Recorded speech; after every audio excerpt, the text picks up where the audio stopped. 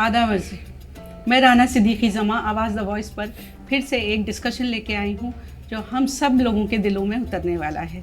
इससे पहले मैं आपके सामने एक इशारा करना चाहती हूँ कि ये कहकर मेरे दिल ने मेरे हौसले बढ़ाए हैं, ये कहकर मेरे दिल ने ये हौसले बढ़ाए हैं, गमों की धूप के आगे खुशी के साए हैं। ये शेर साहिरुल क़ादरी साहब का है।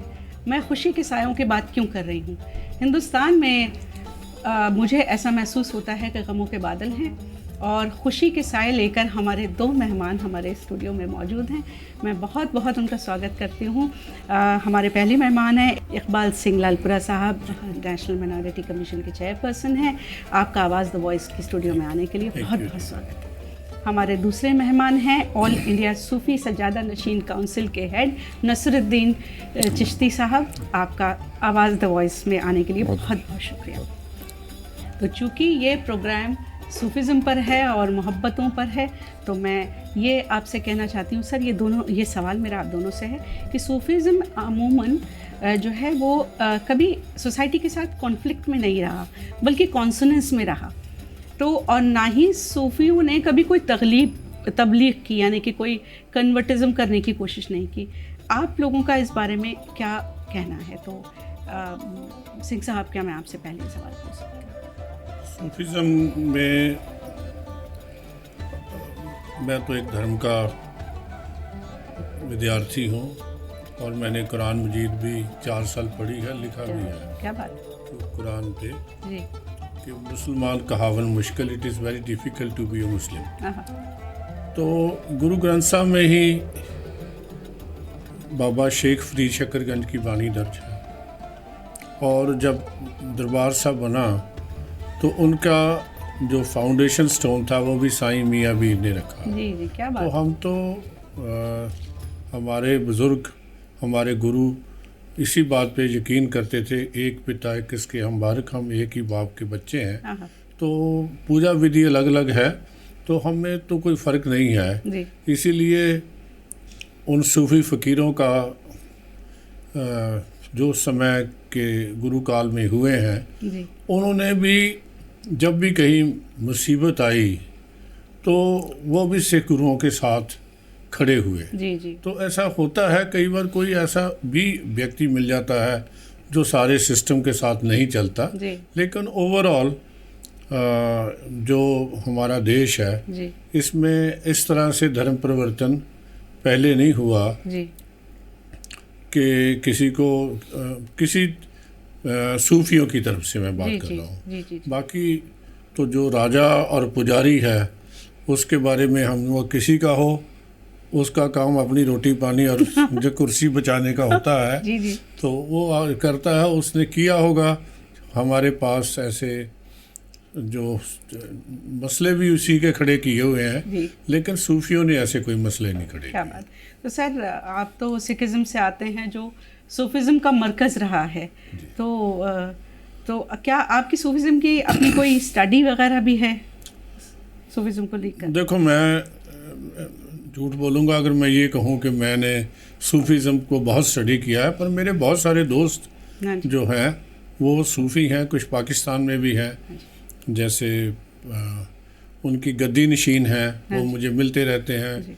हमारे जिन लोगों ने गुरु साहब की मदद की, जब उनको ज़रूरत थी, किसी ने ये कहा कि मेरे गुरु के सेवक मेरे दामाद हैं, तो वो लोग भी निहंग खां पठान, गनी खां, नबी खां के परिवार, वो अब सैयद बदरुद्दीन या बुद्धू शाह का परिवार, ये सभी लोग मेरे से मिलते हैं। साईं मियाँ मीर का परिवार भी मिलता रहता है, जो आज भी गद्दी नशीन है, वो हम एक दूसरे से बातचीत करते रहते हैं। और बातें ये है कि बहुत सारे जब भी समस्या हुई, गुरु साहबान को समय आया, तो गनी खां नबी खां ने ये कहा कि गुरु गोबिंद सिंह तो उच्च के पीर हैं। उनको जो पकड़ने वाले थे वो भी मुग़ल बादशाह थे, उनकी फ़ौजें थी, और जिनको सज़ा देने वाले थे वो भी मुसलमान थे। लेकिन गनी खां नबी खां का नाम आज भी उन्होंने कहा कि ये हमारे उच्च के पीर हैं, ये गुरु गोबिंद सिंह नहीं है। तो उन्होंने उनकी जान की बचाई, और जब गुरु अर्जन देव साहब के समय भी साईं मियाँ मीर वहाँ गए, उन्होंने बादशाह को कहा कि आप गलत काम कर रहे हो। सो ऐसा जो ये फ़कीर हैं सूफ़ी, इन्होंने बहुत अच्छा पॉजिटिव रोल प्ले किया है। They represent love, sympathy, empathy. और जो खान गाए हमारे हैं तो उसके बारे में पंजाबी में तो बहुत कुछ लिखा गया है। हाँ जी। और बुल्ले शाह हुए, ये हुए, हमने इनको पढ़ा है अच्छी तरह से। हाँ जी। तो और उनका खुली भाषा में लिखना, आम भाषा में लिखना, पंजाबी में लिखना, तो पंजाबियों को अच्छा लगा। और इसीलिए खानगाहों पे मेले लगते रहे और लोग वहाँ जाते रहे। जी जी, क्या बात है, बहुत खूबसूरत। मैं आपके पास आती हूँ चिश्ती साहब कि जैसे मैंने अभी अर्ज़ किया कि आप लोगों ने कभी तबलीग नहीं की, लोग खुद ही मोहब्बतों की वजह से आप पर आए। तो मैं ये जानना चाहती हूँ कि जैसे सूफ़ीज़ हैं जस्टिस के लिए भी खड़े हुए, ताजवर के सामने झुके नहीं, जबकि ताजवर इनके पास विजडम के लिए आते रहे। तो ऐसा क्या है कि लोग बिना तबलीग के किस तरह से सूफिज़म से जुड़े?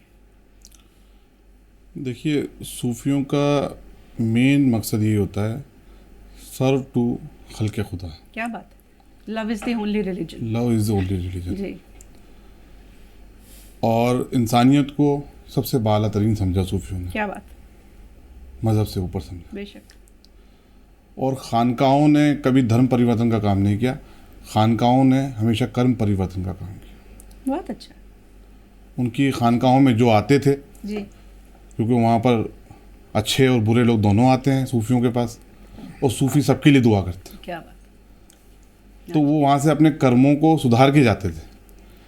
उनके हुस्न अखलाक, उनका बातचीत का तरीका, बिना आपका मज़हब पूछे आपके खिदमत करना, आपकी परेशानियों को दूर करना, ये सूफियों का काम रहा। जी। इसलिए लोग सूफियों से जुड़ते गए और उनको किसी तबलीग की ज़रूरत नहीं पड़े। क्या बात है। मैं ये आपसे पूछना चाहती हूँ कि हिंदुस्तान में सूफिज़म इतना भला, मैं ये सवाल आप दोनों से कर रही हूँ, और इसको हालांकि इसकी जड़ों को ख़त्म करने की कोशिश की गई, लेकिन ये पनपता रहा। तो क्या आप लोगों को लगता है कि सोशल फैब्रिक में इसको किसी तरह से इंटीग्रेट किया जा सकता है? क्या मैं ये सवाल पहले आपसे कर सकती हूँ सिंह साहब? देखो, अपने धर्म में रह के हाँ जी, दूसरे धर्म की इज्जत करना और उस धर्म के लोगों की सेवा करनी, ये हर एक को पसंद आएगी। हाँ, जो भी जिसको हम आगे बढ़ाएंगे। मैं भी अजमेर जाके आया था, एक बार नहीं कई बार गया हूँ जी। और जब भी जाता हूँ कोशिश होती है कि चद्दर चढ़ा के ही आऊँ। हाँ, तो उसमें हमारी तरफ से तो लोगों में जो कोई ऐसा, वी आर नॉट सेपरेटेड। हम एक दूसरे के त्योहारों में मिलते हैं, ईद में मिलते हैं, ईद की खुशियाँ जो है उसको एक दूसरे से बांटते हैं। तो धर्म का काम ही लोगों की सेवा होता है। लोगों को जोड़ना होता है, अलग करना नहीं होता। हाँ, क्योंकि गुरु साहब ने कहा सगल धर्म में श्रेष्ठ धर्म, हर को नाम जप निर्मल कर्म। आप भगवान का नाम कोई भी ले सकते हो, हम तो अल्लाह को भी भगवान का नाम ही मानते हैं। जी जी। और हमारे जो ग्रंथों में ऐसा अंकित है, दर्ज है जी।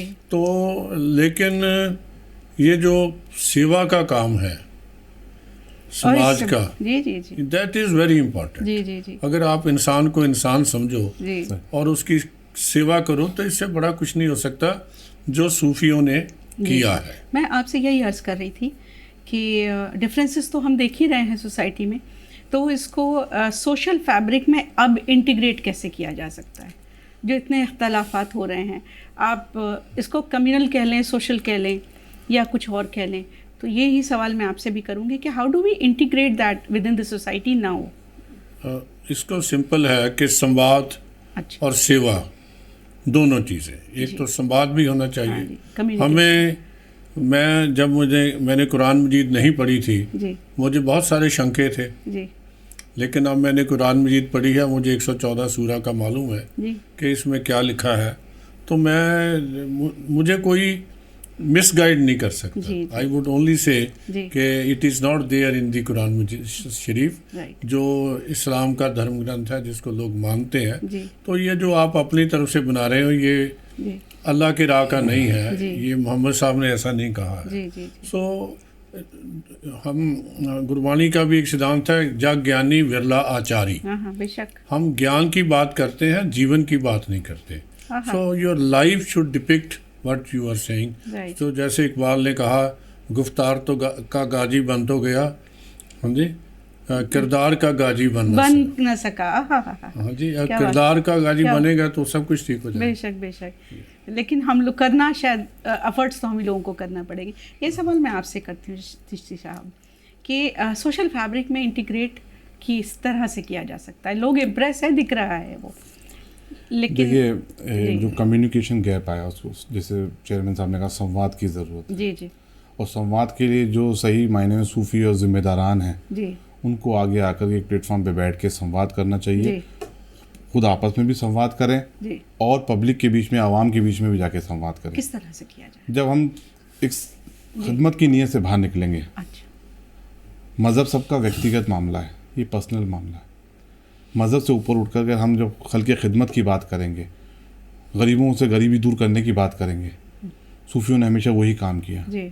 सूफियों की खानकाहों में हमेशा गरीबों को लंगर खिलाया जाता था कि जी। कोई भूखा ना सोए। भूखा ना सोए। अगर इस नीयत से अगर हम वापस से काम करेंगे जी तो मैं समझता हूँ सोशल फैब्रिक में मौजूदा दौर में भी हम लोग सही तरीके से सेट होंगे और अपनी बात लोगों तक पहुँचा सकेंगे। जी क्योंकि ज़्यादातर हमें देखने में आ रहा है जो मौजूदा माहौल है इसमें मिसगाइड करने वाले, मिसलीड करने वाले ज़्यादा लोग अवेलेबल जी हैं। जी जी जी। हर इंसान चाहता है कि सोशल मीडिया का मैं यूज़ करके पब्लिसिटी पालूँ और जो मर्जी चाहे वो बयानात दे देते हैं या जो मर्जी चाहे रिवायतें ला के खड़ी कर देते हैं। नहीं, जैसे कि चेयरमैन साहब ने कहा, इन्होंने कुरान शरीफ पढ़ा और पूरा इनको कोई मिसगाइड नहीं करता था, ऐसा बनने की ज़रूरत है। जी जी तो जी अपनी नॉलेज को बढ़ाएं, जी। हर चीज़ में जानकारी हासिल करें और उसकी तस्दीक करने के बाद भी उस पर अमल करें। अच्छा, इतना कहाँ करती है आज की जनरेशन? ये नहीं कर रही है तो उसकी वजह से तो नुकसान उठाना जी, पड़ रहा जी, जी। है। सूफियों की अगर राह पे चलना है तो सूफियों ने कभी ये नहीं कहा कि मैं बड़ा या आप बड़े। जी जी। सूफियों ने कहा इंसानियत बड़ी। क्या बात। जी, मैं सिंह साहब आपसे ये पूछना चाहती हूँ कि आप माइनॉरिटी कमीशन के चेयरपर्सन हैं और इस कमीशन को तो सबको साथ लेके चलना पड़ता है, तो minority commission as a body क्या एफर्ट्स कर सकती है कि लोग यूनाइट हो, बावजूद इसके कि गंगा जमनी तहजीब और शेयर्ड को एग्जिस्टेंस की जो हम बात करते हैं उसमें कहीं कहीं हमें अब छेद दिख रहे हैं। हर एज में हुए हैं लेकिन आजकल दिख रहा है। देखो, दो तीन चीज़ें मैं करूँगा। हाँ जी। एक तो ये है कि जो मैंने स्टडी किया, आप भी इसको चेक कर लीजिए हाँ जी। कि एक डर की भावना पैदा की जा रही है। क्या डर है? कि भारत में अक़लियत, मिनॉरिटी सेफ नहीं है। अब आप इसका कंपैरिजन करिए, 1951 में जो मेजॉरिटी थी वो 84% थी, मिनॉरिटी 16% थी।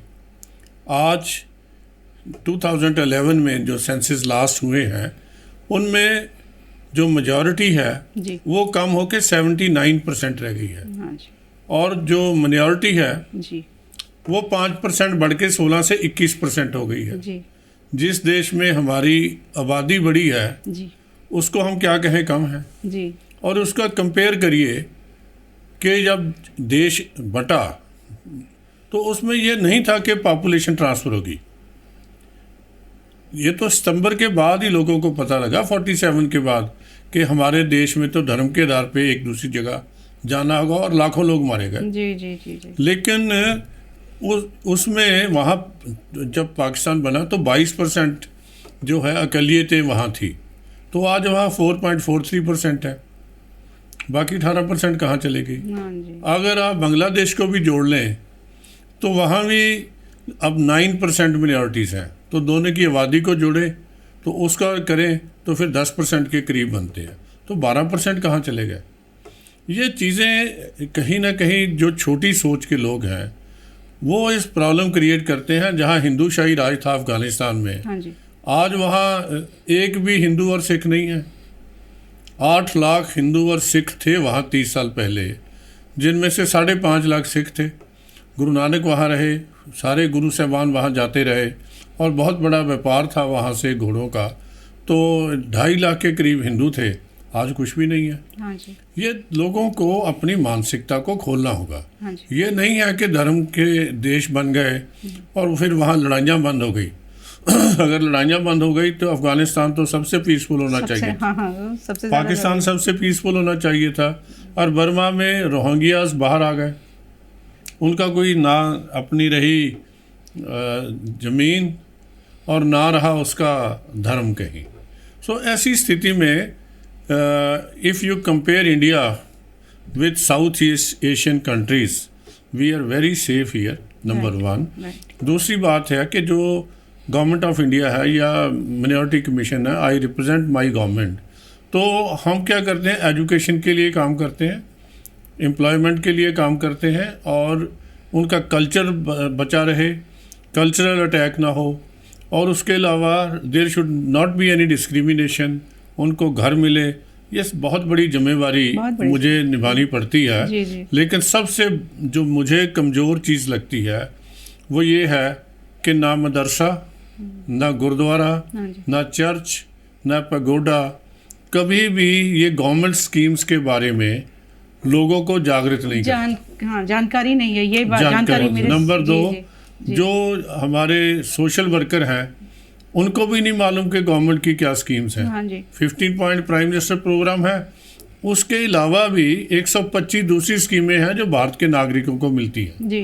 तो उनको ये जिम्मेवारी तो समाज को लेनी होगी कि उनको अवेयरनेस ही नहीं है। जब अवेयरनेस ही नहीं पता, मुझे मेरा राइट ही नहीं पता जी, तो मैं विक्टिम कार्ड कैसे प्ले कर सकता हूं? कहाँ विक्टिम हो गया?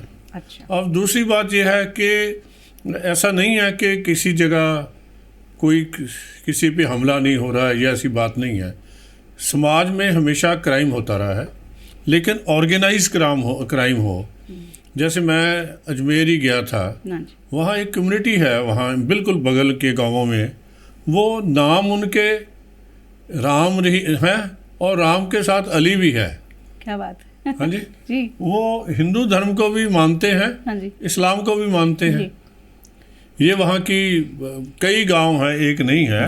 मैं उनके फंक्शन को भी मैंने अटेंड किया है। जी जी। तो धर्म तो बांटता नहीं है, जोड़ता है। जी जी, जी। लेकिन अगर धर्म से क्योंकि जब हम उसको, मैं अभी की बात नहीं करूँगा, किसी को बुरा लगेगा, जी जी। लेकिन गुरु नानक साहब ने लिखा था एक जगह कि ये पुजारी जो है ना तीनों, चाहे वो इस्लाम का हो, चाहे हिंदू का हो, चाहे जोगी हो, उसके आगे लिख दिया तीनों उजाड़े का बंद। तो मैं समझता अगर गुरु साहब आज लिखते तो चारों उजाड़े का बंद लिख देते। तो इसलिए असली जो मैसेज है इस्लाम का, और मैसेज जो गुरु ग्रंथ साहब का या सूफीज़म का जो मैसेज है, ये आम लोगों तक के किरदार के साथ कैसे जाए, क्योंकि हमारा जो प्रचार की विधि है, सिखों में तो कोई प्रचार की विधि है ही नहीं। सेवा करते हैं। नहीं, ये भी नहीं है, उसका एक ही है, पारस परसिय पारस होए जा तेरे मन पाने। पारस जो है किसी तांबा को लग जाए, लोहे को लग जाए तो वो सोना बन जाता है, लेकिन सिख है तो उसके से मिलने वाला केवल पारस बनेगा और पारस की खान बन जाएगी। तो ऐसा ही होता रहा है, संत और सिपाही ऐसे ही पैदा हुए, लेकिन अब हम केवल रिचुअलिस्टिक हो गए तो समस्याएं खड़ी करनी शुरू कर दी। तो रिचुअलिस्टिक नहीं होना, जीवन में है, क्योंकि इससे लिखा है वेद कतेब कहो मत झूठे, झूठा जो ना विचारे। ना हिंदू धर्म ग्रंथ झूठे हैं, ना इस्लाम के ग्रंथ झूठे हैं। तो झूठा तो वो है जो इनको पढ़ता नहीं, विचारता नहीं। जी जी, बड़ी अच्छी आपने बात कही। मुझे याद है प्रोफेसर ताहिर महमूद साहब से बात हो रही थी, तो उन्होंने यह कहा कि भाई हिंदुस्तान में 2 तरह के इस्लाम हैं, एक है अल्लाह का इस्लाम, एक है मुल्ला का इस्लाम। तो 99% ऑफ जनता फॉलोज मुल्ला का इस्लाम। तो मैं आपसे ये पूछना चाहती हूँ शिशी साहब कि जैसे क्या हम लोग मुल्ला का इस्लाम फॉलो कर रहे हैं, और क्या हम लोग विक्टिम कार्ड प्ले कर रहे हैं? क्या minorities specifically Muslims victim card play कर रही है? देखिए, जहाँ सेल्फ इंटरेस्ट आ जाता है ना, तो वहाँ पर मज़हब का गलत तरीके से इस्तेमाल किया जाता है। जी जी। मैं तो वो अल्फाजों का इस्तेमाल नहीं करना चाहूँगा जो आप कर रहे हैं। जी। इस्लाम तो एक ही है। हम लोग को थोड़ी लीवे हो जाती है। नहीं, इस्लाम तो एक ही है। धर्म कोई बुरा नहीं है और कोई धर्म किसी को बुरा कहने की इजाज़त नहीं देता। कोई धर्म लड़ाई झगड़े की बात नहीं करता, सब मोहब्बत की बात करते हैं, मिलजुल के रहने की बात करते हैं। लेकिन ये तो इंसान को खुद को समझना पड़ेगा कि उसकी जिम्मेदारी क्या है। जैसे चेयरमैन साहब ने कहा माइनॉरिटीज़ की बात, कितनी स्कीम्स हैं और लोगों को अवेयरनेस नहीं है, लेकिन वो कहते हैं है नहीं हमारे लिए। उसमें कुछ इश्यूज भी हैं, मैं भी थोड़े कुछ बात भी रखना चाहूँगा आपसे। जी जी। इसमें कोई दो राय नहीं है कि हिंदुस्तान दुनिया में एक ऐसा मुल्क है जहाँ माइनॉरिटीज़ सबसे ज़्यादा सेफ हैं। जी, आई एग्री विद इट। यहाँ का आइन बहुत मजबूत है और हर तरह की आज़ादी देता है। मैं पर्टिकुलरली मुसलमानों के लिए बारे में बात करना चाहूँ तो बनिस्बत दूसरे मुस्लिम कंट्रीज़ हैं, वहाँ मुसलमान किन हालात में, और आज हम हिंदुस्तान में रह रहे हैं और हम किस हालात में, बहुत बेहतर हालात में हैं। सेक्युलर कंट्रीज नहीं जी हैं, तो आपस में हमारे 140 करोड़ की आबादी है और हर मज़हब है यहाँ मौजूद, हर धर्म है, हर सभ्यता, उसके बावजूद हम पूरी आज़ादी के साथ यहाँ रह रहे हैं। मुसलमान बहुत खुशगवार माहौल में रह रहा है और सबकी तरक्की हो रही है, ऐसा नहीं है। अगर आप अजमेर दरगाह गए चेयरमैन साहब, तो ये अजमेर दरगाह का मैनेजमेंट कौन देख रहा है? गवर्नमेंट ऑफ इंडिया देख रही है ना। अजमेर दरगाह में कितना डेवलपमेंट होता है माशाल्लाह जी। ठीक है। माइनॉरिटीज़ के लिए जो विक्टिम कार्ड खेलते हैं, मैं उसके लिए अर्ज़ करना चाहूँगा जी कि जैसे आप फरमा रहे हैं गवर्नमेंट ऑफ इंडिया की क्या क्या स्कीम्स हैं। गवर्नमेंट ऑफ इंडिया ने बहुत अच्छा काम किया है, मौजूदा गवर्नमेंट हुकूमत ने। कई स्कीम है आपके डेवलपमेंट के लिए, आपके एजुकेशन के लिए, आपके जॉब्स के लिए, आपके सेल्फ बिजनेस के लिए, लेकिन वो स्कीम उन तक पहुँचे कैसे? चेयरमैन साहब के ज़रिए मैं ये बात रखना भी चाहूँगा यहाँ पर। चेयरमैन साहब, वो स्कीम, मेरा मानना ये है कि आम मुसलमानों तक या आम माइनॉरिटीज़ तक, जो ख़ासतौर से गरीब तबका है, जो लोअर एकदम तक निचले स्तर का तबका है, उन तक इसलिए नहीं पहुंच पाती हैं कि आप लोगों की जो कमेटियां बनती हैं उसमें, आप माफ़ी चाहता हूं ये बात कहकर मैं, कि सूटेड बूटेड लोगों को आप उसमें अपॉइंट कर देते हैं जिनकी रसाई उन तक नहीं है। अब कुछ उन लोगों को साथ में लेके काम करें, एक अलग से प्रोग्राम बनाएं, पूरा कॉमन प्रोग्राम बनाएं जो कि आप ग्रास रूट तक पहुँचें। आपकी स्कीम को लेकर के हम मोहल्ले मोहल्ले जाकर के प्रचार प्रसार करें, तो वो बताएं लोगों को। कौन करेगा? नहीं हो पाती है। मेरे ये पर्सनल एक्सपीरियंस है, मैं पूरे देश में घूम के आ रहा हूँ अभी, पूरे देश में पिछले 5 साल से घूम रहा हूँ। देश में आप कुछ कहना चाहिए? जो 6 माइनॉरिटीज़ हैं, हाँ जी, हर एक का एक रिप्रेजेंटेटिव नेशनल लेवल पे है। जी। जैसे मैं यूनियन कैबिनेट मिनिस्टर के रैंक पे हूँ, हाँ बाकी जो 6 मेंबर मेरे साथ हैं वो मिनिस्टर ऑफ स्टेट हैं। जी। इस्लाम को मानने वाली सैयदा शहजादी जी हैं, बुद्ध धर्म को मानने वाली मैडम लामो हैं, पारसी के मिस्टर देबू जी हैं जो वाइस चेयरमैन भी हैं, जैन के हैं, बौद्ध के हैं। तो इन लोगों को, अब ये लोग अपने लोगों से संपर्क करें, ऐसी एक रवायत बननी चाहिए थी, बहुत अच्छा। लेकिन यहाँ कमीशन में नहीं थी। हाँ जी। तो मैंने अब ये किया कि हर स्टेट में कम से कम 2 एडवाइज़र हर धर्म से लेने शुरू किए, अरे वाह, बहुत अच्छा। जो लोग वहाँ काम कर रहे हैं। जी जी। सो ऐसे एक बहुत बड़ा पैनल बन गया। तो बहुत सारे अच्छे लोग, कल मुझे थोड़े दिन पहले वाइस चांसलर हैं मोहतरमा हमदर्द यूनिवर्सिटी की, जी। तो मुझे किसी काम के सिलसिले में मैंने उनको टेलीफोन किया, तो उसने मुझे कहा कि साहब आप औरतों से डिस्क्रिमिनेशन करते हैं। अच्छा। मैंने कहा क्यों, क्या बात होगी? कहती मुझे तो एडवाइज़र लिया ही नहीं। और मैंने कहा हम तो आपको ढूंढ रहे थे, आपका आया तो हम आपको आज ही अपॉइंटमेंट लेटर जो भेज देंगे। सो ये सबका काम है, लोगों को मिलके चलना चाहिए। ये मैसेज किसी तरह हमसे रोका गया। जी। मैं जब आया था चेयर कमीशन में, तो मुझे बताया गया कि तुम आ गए हो, मंत्री बन गए, अब समय है लाइफ को एंजॉय करने का। मैंने कहा मैंने तो पूरा जीवन सेवा में गुजारा है, तो मैं तो बीमार हो जाऊंगा अगर यहाँ रहा। तो मैंने अब लोगों से मिलना, रात भी मैं सुबह 4 बजे आया हूँ। जी जी। आप बिजनौर गए हुए? मैं बिजनौर गया हुआ था, मैं सहारनपुर गया, तो उन लोगों से मिला, उनसे बात हुई। While you travel, what do you do? We discuss the local condition there, good practices, और उनके अलावा उनको अपनी स्कीम्स के बारे में बताते हैं। उनको जो एडमिनिस्ट्रेशन है उनको भी बोलते हैं कि भाई you are sitting on this side of the table, आप अपने आप को परली तरफ बिठा के देखिए। हाँ जी, आप भी हिंदुस्तानी हैं, कल को आपकी जनरेशन ने इसका जवाब देना है। काम करिए समाज के लिए मिलके, यही काम लोग याद रखेंगे। और मुझे बड़ी अच्छा लगा कि सहारनपुर में फैब इंडिया का काम चलता है। तो वो काम क्या है कि कपड़ा बुनने वाली, स्टिचिंग वाली लड़कियां वहाँ हैं। सो कम से कम 5000 लेडीज़, माइनॉरिटीज़ की, मुस्लिम लेडीज़, उस फैब इंडिया में काम कर रही है जी। और जो काम करवा रहा है वो हिंदू बादशाह है, राजा है। क्या बात, हाँ जी, यही राजा गंगा भरतेंद्र जमनी सिंह, तहजीब का यही गंगा जमनी तहजीब जी। है। और समस्याएं तो सभी की हैं, क्योंकि हमारे जो अभी ब्यूरोक्रेसी है, मुझे कोई कहने में शक नहीं है उसमें कॉलोनियल एटीट्यूड जो है कि मैं साहब हूँ, ये नहीं गया, मैं सेवादार हूँ, ये ठीक है। ये जो वो कैसे बने, क्योंकि हमारी जो डेफिनेशन है वो तो पब्लिक सर्वेंट की है। हाँ जी। तो हम तो पब्लिक सर्वेंट थोड़ी है, सर्वेंट पब्लिक हमारी सर्वेंट है इसको तो हमें बदलना पड़ेगा। मैं तो ये सोचता हूँ कि ये जो ब्यूरोक्रेसी के ट्रेनिंग सेंटर हैं उनमें भी मैं भी कोशिश करूँगा, जाऊँगा, उनसे बात करूँगा कि आप अपनी जिम्मेदारी का एहसास कीजिए। You are here to lead the people, right, not to जो उनमें टू रूल ओवर देम। हमें राज थोड़ी करना है, हमें तो सेवा करनी है। और मुझे बड़ी खुशी होती है ये कहने में, और ये सच भी है कि जब हम प्रधानमंत्री जी के पास जाते हैं, मैं पार्लियामेंट बोर्ड का मेंबर भी हूँ, उन 11 आदमियों से हूँ जो नेशनल पॉलिसी मेकर हैं। तो मोदी साहब ये कहते हैं कि देखो भाई, आपको समाज की सेवा करनी है, don't talk politics over here. अरे इतने बड़े फोरम पे प्रधानमंत्री चाहते हैं राजनीति की बात ना हो, तो राजनीति की बात कहाँ होगी? वो कहते हैं आप सेवा की तरफ चलो। मेरे 101 एपिसोड अब उनके हो गए। वो कहते हैं कि एक में मैंने राजनीति की बात कही हो तो आप मुझे बताइए, तुम राजनीति क्यों करते हो, सेवा करो।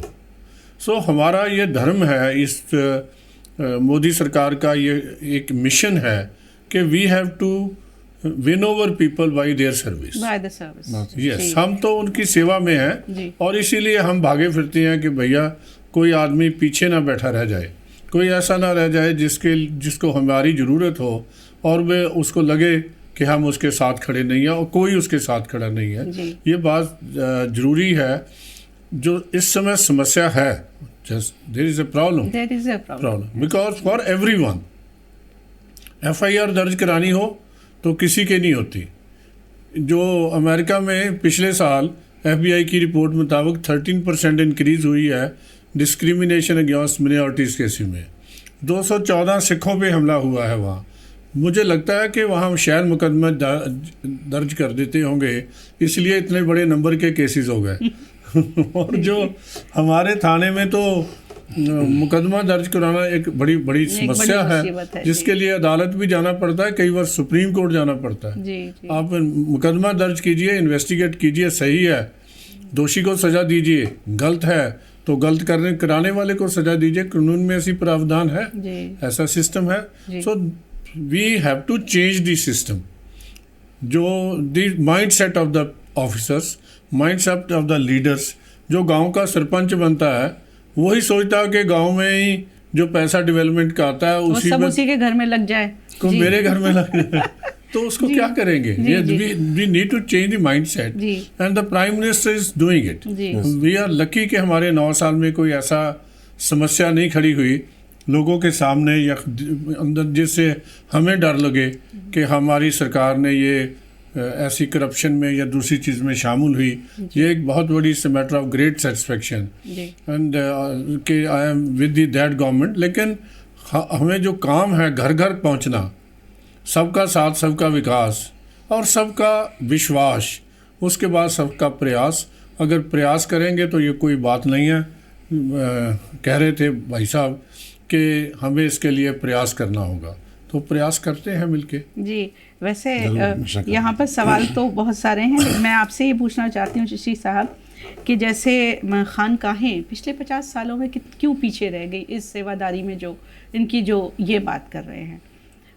अचानक से सबसे ज़्यादा सेवाएं की है आप लोगों ने और फिर उन्होंने की है। पिछले 50 सालों में कोई सेवा तो नहीं हुई, सिर्फ जबकि लोग बहुत आए, फूल बहुत चढ़ाए गए, चादरें बहुत चढ़ाई गई। आप कुछ कहेंगे इस पर? ये बहुत इम्पोर्टेंट क्वेश्चन आपने किया है और ये चेयरमैन साहब की मौजूदगी में किया है। बहुत अच्छा, बहुत ज़रूरी भी है डिस्कस करना इस पर कि हमें इस प्रॉब्लम की वजह पे जाना पड़ेगा। 50 साल में कैसे रही खानकाहें पीछे। खानकाहें जो 50 साल पहले काम कर रही थी मोहब्बत अमन के पैगाम का और लोगों की सेवाओं का काम, लोगों की खिदमत का काम वो आज भी कर रही है, लेकिन उनको मंजर आम पे नहीं लाया गया। क्या कहना चाहते हैं मतलब आप? खानकाहों का हेड होता है सज्जादा नशीन। अच्छा जी। जो वहाँ की गद्दी पे बैठते हैं। हमारी बेसिक प्रॉब्लम क्या रही कि जो वफ़ एक्ट है, हमने ऑल इंडिया सज्जादा नशीन काउंसिल की तरफ से कई बार हुकूमत से डिमांड भी की है इसमें कि वफ़ एक्ट को इतना पेचीदा बना दिया गया है कि सज्जादा नशीन अपनी खानकाहों के जो लिटिगेशन अराइज हुई वफ़ एक्ट के बाद में उसी में उलझ गए, वो उसमें उलझ के रह गए। मतलब इतना टिपिकल बनाया गया है कि खानकाहों को बहुत ज़्यादा नुकसान पहुंचा है। जब उस एक्ट के अंदर अमेंडमेंट होता है तो कभी किसी सज्जादा नशीन को अमेंडमेंट कमेटी में नहीं रखा गया, वरना अमूमन ये होता है किसी भी पर्टिकुलर टॉपिक पे या पर्टिकुलर डिपार्टमेंट का एक्ट को अमेंड किया जाता है तो उससे कंसर्निंग लोगों को उसकी अमेंडमेंट कमेटी में रखा जाता है। कभी किसी दरगाह के सज्जादा नशीन को अमेंडमेंट कमेटी में रख के उससे राय नहीं ली गई। तो आज वफ़ एक्ट में जो चीज़ें डिफाइंड है अकॉर्डिंग टू द शरीयत, according to the those things are permissible जो अकॉर्डिंग टू इस्लाम है। अब चादर, फूल, मोमबत्ती हम इसको कैसे डिफाइन करेंगे? ये चीज़ें तो नहीं, हमने हुकूमत से डिमांड की है। मैं ऑल इंडिया सज्जादा नशीन काउंसिल की तरफ से 2 बार डिमांड कर चुका हूँ, रिप्रेजेंटेशन भी दे चुका हूँ कि वफ़ एक्ट को अमेंड किया जाए, उसमें सज्जादा नशीन की पोजीशन को डिफाइन किया जाए और जो कस्टम और ट्रेडिशन दरगाहों का है उसको भी डिफाइन किया जाए, या दरगाह बोर्ड बनाया जाए अलग से जिसमें दरगाहें हों, क्योंकि ज़्यादातर जो वफ़ के मामलात हैं वो दरगाहों से जुड़े होते हैं। तो दरगाह बोर्ड अलग से बना दिया जाए, वफ़ एक्ट को अलग करा जाए और दरगाह बोर्ड के अंदर सज्जादा नशीनों को रखा जाए।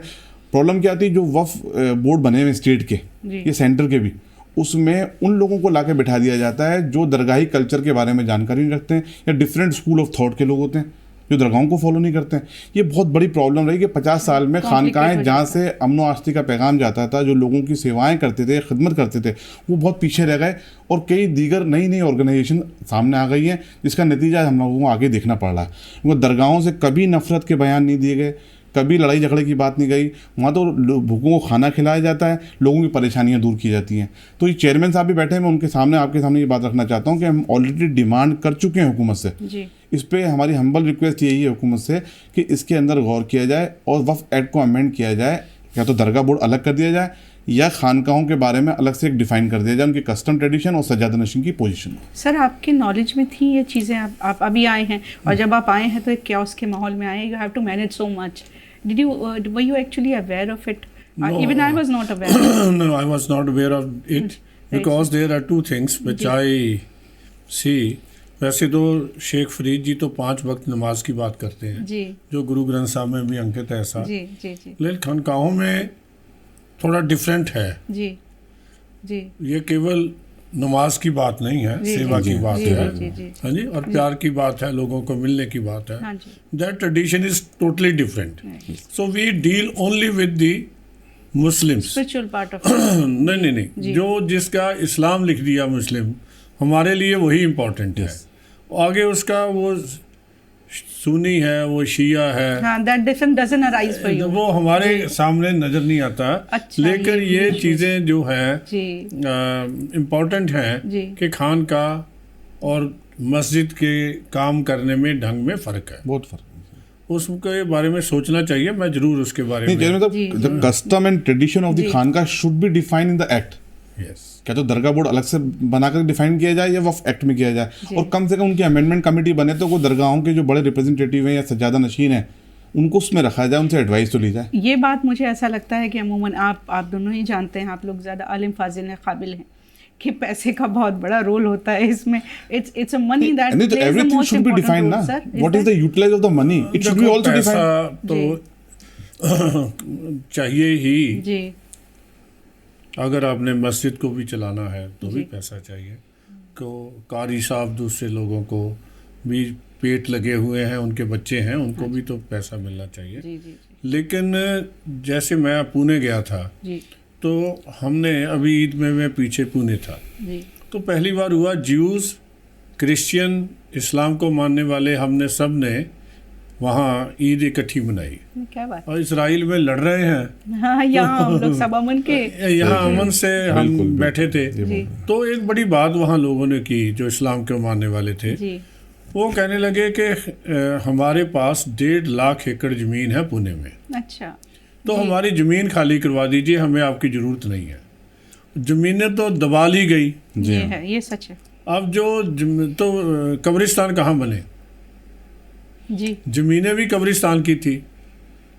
दिल्ली में भी ऐसे बहुत से दिल्ली में भी है, सारे देश में है। जी जी जी। और जो मुस्लिम भाईचारा है वो समस्या में है कि कब्रिस्तान नहीं है। जी जी। क्रिश्चियन भाईचारे को भी ऐसी समस्या है जी। लेकिन सबसे बड़ी समस्या ये है कि असली जमीन है, उस पे किसी का कब्जा हो गया। जी जी। वो इंटरेस्टिंग। हाँ जी, दिस इज वेरी। इसमें चेयरमैन साहब एक बात आपकी नॉलेज मोड लाऊंगा आपके कहने के माध्यम से जी। कि जागीर रेवोल्यूशन एक्ट आया ना, उसमें तमाम जागीरें एक्वायर कर ली गई, उसमें उनके बदले उनकी एन्युटी बांध दी गई एक पर्टिकुलर अमाउंट उस दौर का। आज भी वही अमाउंट चल रहा है। अच्छा, वो कुछ इंस्टीट्यूशन तो उन पे डिपेंड करते हैं छोटे से अमाउंट पे, तो उसको भी रिवाइव करना चाहिए। जैसे कलकत्ते में जो घर हैं सर, पहले उनका 10 रुपए किराया होता था, आज भी 10 रुपए किराया। मुंबई में 7 रुपए में दुकान चढ़ी हुई है। इनको रिवाइव करना चाहिए। देखिए आज दुनिया में माशाल्लाह हमारे मुल्क का डंका है, हमारे मुल्क की तरफ पूरी दुनिया देख रही है आज। जी जी जी। और मोदी साहब के नेतृत्व में मुल्क पूरी दुनिया, मतलब पूरी दुनिया के अंदर हमारे छा गया है। जी जी। और ये हमारे लिए फख्र की बात है। जी बेशक। तो हम चाहते हैं ये इंटरनल इश्यूज हैं ना, इसको भी बहुत एक अच्छी टीम बना करके हम लोग सब मिल करके इसका सॉल्यूशन निकालें, और बहुत ज़रूरी है। मुझे ऐसा लगता है कि वैसे आपको उनके दफ्तर में जाके सब बातें करनी चाहिए थी। तो हमारे चैनल पे हो गया, उम्मीद है आपको इस बात से कोई एतराज़ ना होगा। एक चीज़ मैं आपसे आखिर सवाल, चूँकि उनको जाना है, तो देखिए कितनी मोहब्बतों से बात कर रहे हैं। That is why when you से कि मेरा काम मोहब्बत है, जहाँ तक पहुँचे वो वाली चीज़ें यहाँ हो रही हैं। मैं आपसे ये जानना चाहती हूँ कि अब आप देखिए, अगर सड़क के हर कोने पे एक छोटी सी सो कॉल्ड खानकाह बन गई, किसी ने हरे झंडे लगा लिए, किसी ने वो लगा लिया, और there are lot of people talking about this in a wrong वे।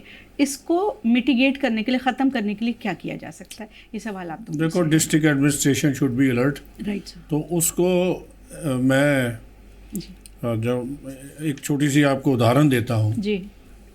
ब्यास है जहाँ राधा स्वामी डेरा है। जी जी। किसी समय मैं पुलिस अफसर रहा हूँ, वो मेरा that was area of my responsibility. जी जी। तो वहाँ एक जो वीट है जी। वो लोड होती है अच्छा। इस पे ट्रेन पे, जब मैं 40 साल पुरानी बात कर रहा हूँ। जी। तो वहाँ एक गोदामों वाला पीर बन गया। अच्छा। उसके बगल में ही। अच्छा। हाँ जी। तो मैंने कहा कि यार 47 से पहले जब पीर यहाँ हुआ करते थे तब तो गोदाम ही नहीं थे। गोदाम नहीं थे। अब तुम गोदामों के भी पीर हैं। और गोदामों के पीर इसलिए कि वहाँ से गेहूं चोरी करो और उसमें रख लो। जी। पीर साहब की हो गई। मैंने कहा इसको तो भैया यहाँ से आपको रिमूव करना चाहिए। आप क्या, पीपल शुड टेक एक्शन, जो एडमिनिस्ट्रेशन है इमीडिएटली, अगर ऐसी कोई चीज़ हो रही है। अगर वो धार्मिक जगह है, ऐतिहासिक है, तो उसको मेंटेन करने के लिए जो कुछ लोगों की सहायता हो सकती है वो करनी चाहिए। लेकिन जो ये फेक झंडे लग के सड़कों पे कब्जे होते हैं, ये बंद होने चाहिए। No government property should be allowed to be taken over like this. ये गलत बात है, लेकिन ये कमजोरी होती है जब एडमिनिस्ट्रेशन कमज़ोर हो। हम तब उस लोग कब्जा करते हैं अगर हम उनको मौका देते हैं। जी जी जी जी। आप इस पे कुछ कहना चाहते हैं?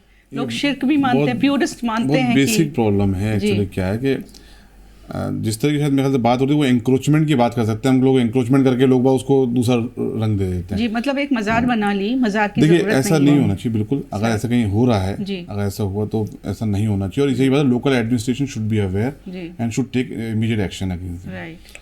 बट द इशू इज कि आज की तारीख में जैसे आपने होता है ना, खानकाहें, जो खानकाहें नहीं, आज की तारीख में तो सूफ़ी भी कई लोग आ चुके हैं, सो कॉल्ड सूफ़ी भी। जी। तो इनसे बचने की जरूरत है। तो इसके लिए मेरे यही है कि हुकूमत हिंद को हम रिक्वेस्ट ये करेंगे कि इसके अंदर एजेंसीज मौजूद हैं, एडमिनिस्ट्रेशन मौजूद है। अब वक्त आ गया है कि हम इसको बाकायदा ऑन पेपर ले लें कि जो एक्चुअल में ऑथेंटिक खानकाएँ हैं या धर्मगुरु हैं, उनकी एक लिस्ट मार्क कर दी जाए। क्योंकि अब आने वाले दौर में हर आदमी अपना को सूफ़ी कहना शुरू कर देगा, हर आदमी अपने को धर्मगुरु कहना शुरू कर देगा कि यार ये अच्छा तरीका है, इसमें पैसे भी अच्छे आएंगे, पब्लिसिटी भी अच्छी मिलेगी और वाहवाही भी बहुत होगी। तो इन सब चीज़ों को ख़त्म करने के लिए मैं समझता हूँ हुकूमत को एक बाकायदा इसकी एक कमेटी बनाकर इस पर पूरी एक इंक्वायरी करके इसको एक शॉर्टलिस्ट कर देना चाहिए। और रिकॉग्नाइज तौर पे जो रिकॉग्नाइज हो वही एग्जिस्ट करें। अदरवाइज ना तो कोई धर्मगुरु एग्जिस्ट करे, ना कोई खानका एग्जिस्ट करे, ना कोई धार्मिक स्थल एग्जिस्ट करे। जी। आपको लगता है सर कि सक्सेसिव गवर्नमेंट्स में ने भी कुछ कमियां छोड़ी, या फिर it happened because it was a natural process, complacency रही या नहीं रही? देखो, पहली बात तो मैं क्लियर कर दूं, I am not talking about only खानका। जी, जो इंक्रोचमेंट है वो सभी धर्मों वाले कर रहे हैं। All religion. यस, वो तो गुरु ग्रंथ साहब सड़क पे रख के बैठ जाते हैं। जी, हाँ जी, हमने यही देखा किसान आंदोलन में। जी, this was not the place to establish Shri Guru Granth Sahib and make the road as a gurdwara. जी, जी, सोसाइटीज में मंदिर बन जाते हैं, लेकिन सड़कों पे मंदिर बन जाते हैं। लेकिन इसमें माफी चाहूंगा, इसमें एंक्रोचमेंट हटाने के नाम पे जो कदीमी मज़ारा थे ना, उनको भी नहीं हटाया जाना। नहीं, वो मैं आपको ध्यान में लाता हूँ। जो पुराना रिकॉर्ड है सरकार के पास, रेवेन्यू का, गाँव का रिकॉर्ड है, वो तो बड़े सालों से, 200 साल से भी हमारे पास है, 150 साल से है। तो बिफोर पार्टीशन भी है, एवरी प्लेस इज आइडेंटिफाइड। यहाँ भी है कि मेले कहाँ कहाँ लगते हैं, कौन कौन है, सारा इतिहास हमारे पास है, केवल उसको पढ़ने की जरूरत है। और सही बात है, और उसको अमल में लाने तो जो एडमिनिस्ट्रेशन है, they should take over the responsibility for this communal cooperation, harmony, friendship और डेवलपमेंट ऑफ द कंट्री। सब मिलके करेंगे तो समस्या खत्म हो जाएगी। अगर मिलके नहीं करेंगे तो समस्या यही रहेगी। मैसेज वही है, सूफीज़म कहता है कि प्यार करो, और गुरु नानक कहते हैं साच कहो सुन ले सब जिन प्रेम की हो ते नहीं प्राप्त। प्रेम के बिना भगवान की प्राप्ति नहीं हो सकती। तो इसमें मैसेज तो सभी का एक है, लेकिन हमारे जीवन से वो कैसे नजर आए, this is more important. What an important thing you said. आपको क्या लगता है कि इंडिया सारे मुल्कों में किस तरह से मैसेज ऑफ सूफिज्म दे सकता है? देखो, मैसेज ऑफ लव जो हमारा है, अगर हम इनके एक दूसरे के हाथ पकड़ के बैठेंगे तो सामने वाला भी खुशी से देखेगा कि हम बैठे हैं। जी। अगर मेरी कुर्सी को खतरा होगा तो मैं चिश्ती साहब के साथ नहीं बैठूंगा। तो हमें कोई खतरा नहीं है। जी। हमारा देश एक मजबूत देश है। यहाँ अशफाकुल्ला खां की भी कुर्बानी है। यहाँ लोगों को मालूम नहीं होगा कि हम तो पंजाब में अब्दुल हमीद की समाध पे सितंबर में जाके जो है वहाँ माथा टेकते हैं। जी।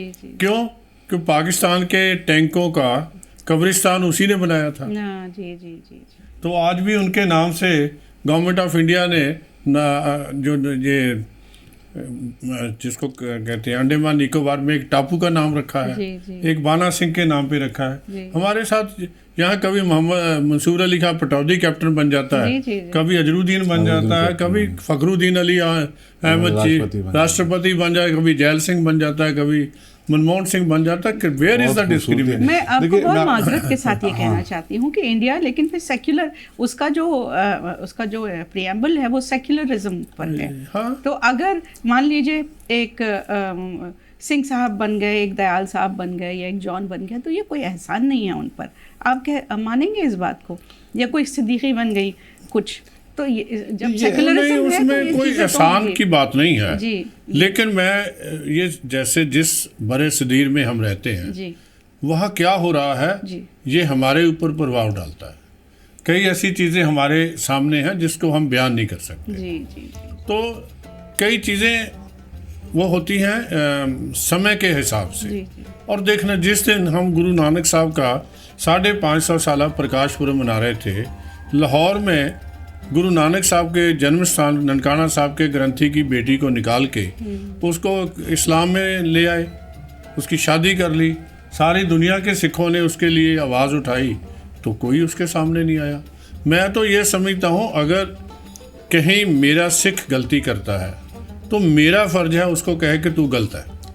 It is my duty to say tell कि भाई ये काम तू गलत है, हम तेरे साथ नहीं होंगे।